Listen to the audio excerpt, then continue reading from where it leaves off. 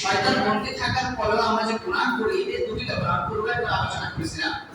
আজকে আবার বলতেছি, শয়তান বন্দী থাকার পরেও যে আমরা গুনাহ করি এই দুটি লক্ষণ, দুটি কারণে হতে পারে। এক, প্রথমত হচ্ছে 11 মাস শয়তান যে আমাদেরকে তাপ দিয়েছে, গুনাহের জন্য ইঙ্গিত দিয়েছে, আকার করেছে, আমাদেরকে প্রবাহিত করেছে, সেটা আস্তে আস্তে ঠান্ডা হওয়া লাগে। যেমন ধরেন একটু উদাহরণ, আমরা এই কামার দোকানে তারা লোহা গরম করে বিভিন্ন জিনিস বানায়। সে যখন লোহাটা গরম করে, গরম করার পর যখন আগুন থেকে নামায় সাথে সাথে ঠান্ডা হয়, ঠান্ডা হতে একটা সময় লাগে।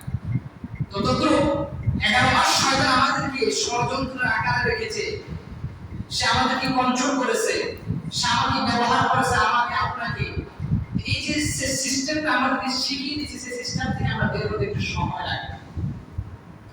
এবং কি আরেকটা লক্ষণ হচ্ছে, যেমন ধরেন নফসের কারণে হতে পারে।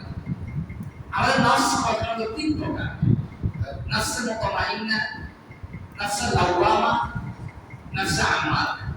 নফসে মুতমাইন্না হচ্ছে তাদের নফস যারা কখনো গুনাহের কথা চিন্তাই করতে পারে না। বিশেষ করে এই নফসটা থাকে আউলিয়া کرام যারা, বড় বড় বুজুর্গ যারা, আল্লাহ ওয়ালা নেককার বান্দা যারা, তাদের নফসটা এরকম হয়, তাদের ইবাদত করতে ভালো লাগে, মজা লাগে, আনন্দ পায়, বাট গুনাহের কথা তাদের চিন্তাতেই আসে না। তাদের নফস হচ্ছে নফসে মুতমাইন্না। দ্বিতীয় প্রকার নফসে লাওয়ামা। এটা হচ্ছে ওই সমস্ত ব্যক্তির নফস যারা গুনাহ করে, কিন্তু গুনাহ করার পর আফসোস বোধ হয় যে আমি গুনাহ করেছি, আফসোস করে।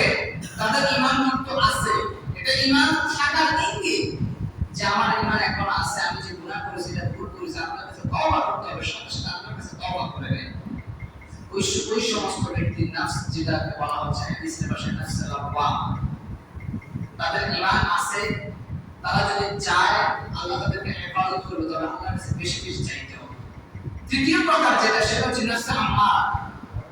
যে নফস, এই নফস যার ভিতরে আছে, তার কাছে আমল আর ভালো লাগে না, নামাজ ভালো লাগে না, রোজা ভালো লাগে না, হজ, সাদকা, যাকাত, ফিতরা, ইবাদতের খাতিরে কোনো প্রকার কোনো কিছুই ভালো লাগে না।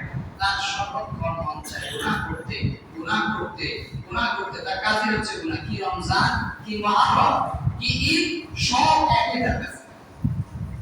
এই জন্য 3 প্রকারের নফস, আপনার নফস করে সেটা আপনি চিন্তা করে নেবেন।